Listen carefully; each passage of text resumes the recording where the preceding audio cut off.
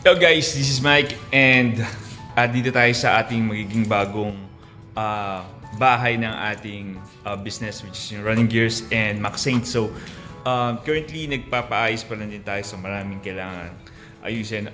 Old house kasi itong nirentahan ko. Nagustuhan ko rito is big space, pero yun nga lang, medyo may marami lang kailangan ditong ayusin. So pero okay lang. At the end naman is, importante is mas malaking space na magagalawan ng ating mga packer saka ng ating mga sellers. So yun. Yun nga, wala lang tayong kagaya ng shop na physical store, pero still makapag-operate pa rin naman tayo dito. So tour ko lang kayo. So eto, malapit na matapos yung pinapagawa namin. So ito yung magiging bagong bahay ng Running Gears.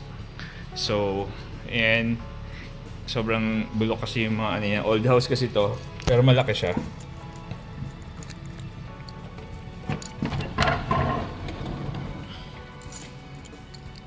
So yan.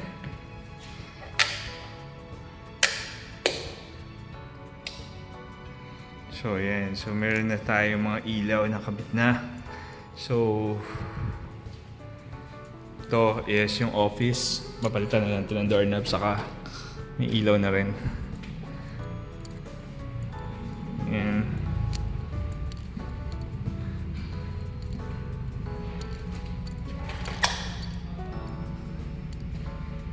Ayan.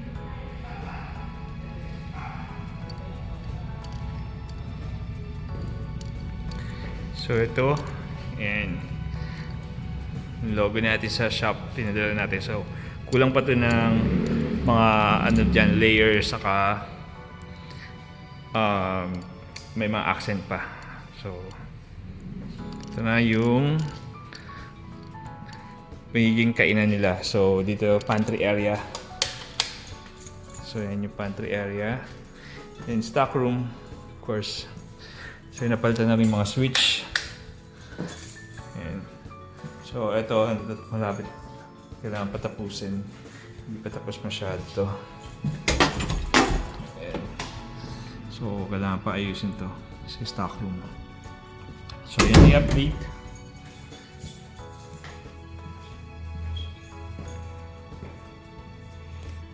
Ayan.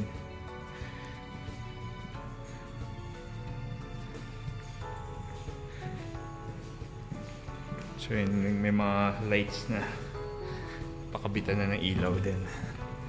Hindi lang makita kung saan yung switch nun. Then ito yung parking area. Okay, so maliwanag na rin dito. May yung parking area namin.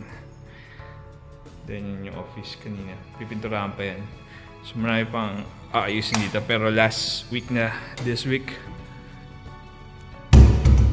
So yun. Peace out.